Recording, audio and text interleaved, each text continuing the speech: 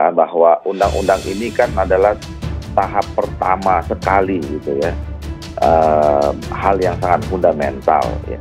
Artinya ini adalah bentuk konsensus dari kita semua bahwa kita sepakat untuk memindahkan ibu kota dari Jakarta ke Kalimantan Timur. Ya, yang pertama saya kira ukurannya adalah tidak membebani APBN, adalah seminimal mungkin memang porsi alokasi APBN dalam pembangunan IKN itu harus rendah. Undang-undang ini harus bisa cepat diselesaikan.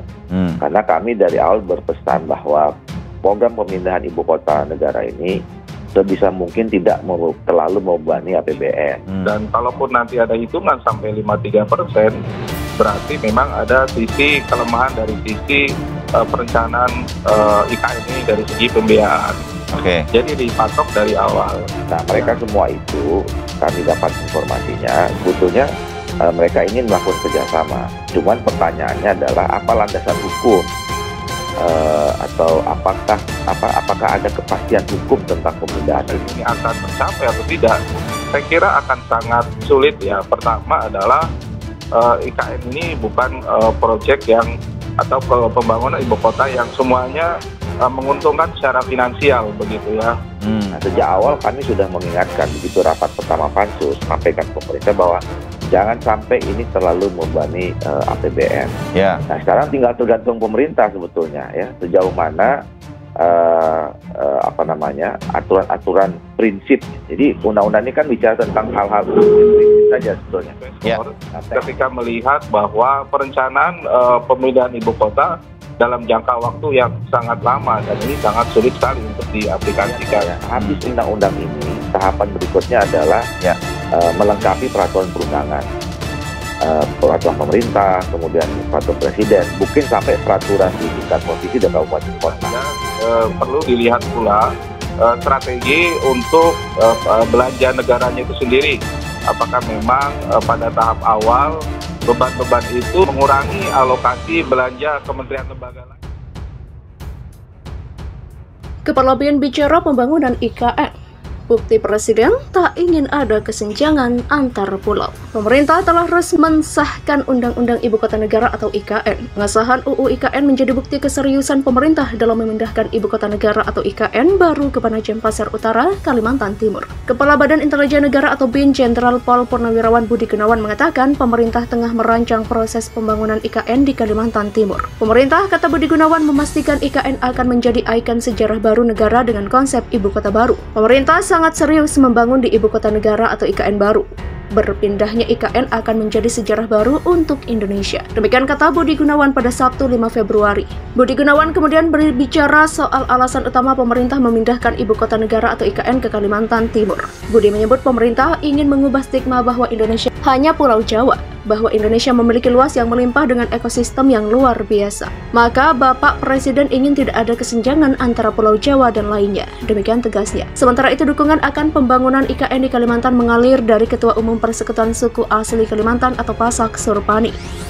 Ia mengatakan pemindahan IKN sudah melalui kajian mendalam. Surpani merupakan satu-satunya penulis tesis mengenai peranan parpol dalam rangka mendukung perpindahan IKN. Jadi bicara perpindahan IKN ini berdasarkan kajian mendalam, dan saya sebagai pendiri PASAK adalah satu-satunya penulis tesis tentang peranan partai politik dalam rangka mendukung perpindahan IKN dari Jakarta ke Kaltim. Oleh karena itu benang merahnya cukup panjang, demikian ujar Surpani. Kemudian Surpani membeberkan alasan mengapa Provinsi Kalimantan Timur dipilih sebagai IKN adalah karena letak geografisnya. Menurutnya, salah satunya karena letak Kalimantan Timur tidak berada di lempengan gempa sehingga jarang terjadi bencana. Pertama, Kaltim secara geografis berada di tengah Indonesia bagian barat dan timur dan berada di jalur Khatulistiwa. Kedua, berdasarkan kajian geografis, Kaltim tidak ada sasaran untuk terjadi gempa. Yang ketiga, lokasi Kaltim masih luas untuk dikembangkan menjadi ibu kota modern dan profesional. Demikian jelasnya. Di sisi lain, Presiden BEM Universitas Mula Warman Abdul Muhammad Rahim mendukung upaya pemerintah membangun IKN di Kaltim. Abdul mendorong pemerintah transparan dalam proses pembangunan tersebut, berharap agar proses pembangunan IKN dilakukan secara transparan dan ada partisipasi publik, mulai dari proses pembangunan serta hal-hal yang terkait tentang aspek lingkungan hidup. Pro dan kontra terhadap pemindahan IKN merupakan hal yang biasa dalam proses demokrasi di Indonesia. Hal ini disebabkan karena tidak dijelaskannya proses pengkajian dan putusan serta pelibatan-pelibatan terhadap masyarakat Kalimantan Timur. Demikian jelasnya. Selain itu juga berharap agar pembangunan IKN tidak merugikan masyarakat setempat. Pemerintah disebut harus merangkul seluruh elemen di Kalimantan Timur agar lingkungan kawasan tersebut tetap terjaga. Diharapkan pemindahan IKN tidak merugikan masyarakat setempat serta memperhatikan aspek lingkungan hidup di hutan Kalimantan, termasuk masalah sosial budaya. Demikian ujarnya. Jenderal Dudung kembali kena masalah. Kini dilaporkan ke Puspomat, pelapor bukan orang sembarangan. Nama Jenderal Dudung Abdurrahman kini kembali menjadi perhatian publik. Sejumlah tokoh tampak melaporkan Kepala Staf Angkatan Darat atau KSAD ini. Dan kini yang terbaru, Damai Hari Lubis, Koordinator Koalisi Ulama, Habaib dan pengacara anti penodaan agama atau KUHAP dilaporkan Jenderal Dudung Abdurrahman ke Pusat Polisi Militer Angkatan Darat atau Puspomat. Pelaporan ini berkaitan dengan pernyataan Dudung yang menyebut Tuhan bukan orang Arab dianggap menyinggung umat agama tertentu saat menjadi bintang tamu di salah satu acara bincang-bincang di YouTube. Damai Hari Lubis mengatakan pernyataan Dudung tidak mencerminkan topoksinya sebagai perwira tinggi TNI AD.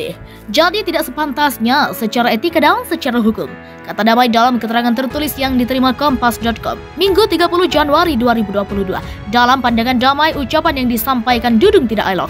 Menurutnya pernyataan Dudung juga syarat dengan tindak pidana formil dan mengandung delik umum. Artinya, kata dia, tidak perlu dilaporkan pun aparat yang berwenang bisa untuk mengusut atau memproses Dudung secara due process atau ketentuan yang berlaku. Oleh karenanya, dengan terpaksa kami telah membuat pengaduan atau laporan terhadap Jenderal Dudung sesuai hukum dan perundang-undangan yang berlaku, katanya. Mereaksi laporan itu, Panglima TNI Jenderal TNI Andika Perkasa memastikan telah menindaklanjuti sejak Senin 31 Januari 2022. Intinya sama peradilan militer dan umum, polisi militer sebagai penyidik memiliki kewajiban menindaklanjuti laporan, tutur Andika di Surabaya, Jawa Timur, dikutip Jumat 4 Februari 2022. Andika mengatakan bahwa pihaknya sudah melakukan rapat internal guna membahas laporan tersebut pada Senin 31 Januari 2022. Andika mengatakan bahwa penyidik akan meminta keterangan lebih dulu secara langsung kepada pelapor. Sebab pihak pelapor ketika melaporkan ke Puspomat hanya berbentuk tertulis. Kita perlu mendengarkan langsung karena itu prosedur, terang dia. Selain meminta keterangan dari pihak pelapor, polisi militer juga akan menghadirkan sejumlah saksi ahli untuk mempelajari konten yang menjadi konteks pelaporan. Kami pasti akan menindaklanjuti, walaupun temuan itu kami belum bisa memastikan, kata Andika. Siapa sebenarnya Damai Hari Lubis? Nama Damai Hari Lubis sempat jadi sorotan saat meminta Menteri Pertahanan Prabowo Subianto mundur dari Kabinet Indonesia Maju pada 2020. Damai Hari Lubis yang saat itu menjadi Ketua Divisi Hukum PA212 menilai Prabowo terlalu lembek dalam menyikapi masuknya kapal-kapal Cina ke zona ekonomi eksklusif Indonesia di Laut Natuna Utara. Desakan itu pun ditanggapi santai Prabowo. Oh begitu, silakan saja bicara, kita kan negara demokrasi, orang boleh bicara apa saja, ujar Prabowo Subianto di Kompleks Istana Kepresidenan Jakarta pada Kamis 9 Januari 2020. Prabowo Subianto menilai tidak masalah dianggap lembek dalam menyikapi persoalan di perairan Natuna, namun dirinya menegaskan akan tetap menjaga kedaulatan NKRI. Ia menjelaskan teritorial kedaulatan Negara Kesatuan Republik Indonesia atau NKRI adalah 12 mil dari garis pantai dan lebih dari itu merupakan zona ekonomi khusus. Kapal manapun boleh masuk keluar, tapi kalau eksploitasi ikan atau mineral itu harus kerjasama, harus izin kita, kata Prabowo. Ketua Umum Partai Gerindra tersebut menyebut masuknya kapal Cina ke ZEE Indonesia bisa diselesaikan secara baik. Ya kita cool saja, selalu saya katakan, ucap Prabowo. Tak hanya menuntut Prabowo mundur, Damai juga menolak Basuki Tahajapurnama atau Ahok sebagai Kepala Badan Otorita Ibu Kota Baru. Menurut Damai Hari Lubis, Ahok memiliki rekam jejak dan kepribadian yang tidak baik. Sebagai calon kepala daerahnya adalah Ahok, maka kami katakan dan nyatakan secara tegas, kami menolak keras Ahok lantaran fakta-fakta pribadi Ahok merupakan seorang jati diri yang memiliki banyak masalah, kata Damai dalam keterangan tertulisnya. Dikutip tribunnews.com, nama Damai Hari Lubis kembali disorot saat menjadi kuasa hukum Edi Mulyadi. Seperti diketahui, Edi Mulyadi menjadi tersangka dengan kasus ujaran kebencian yang bermuatan suku, agama, ras, dan antar golongan atau SARA terkait ucapan mengenai Kalimantan tempat jin buang anak. Setelah ditetapkan tersangka, Edi Mulyadi pun langsung ditahan.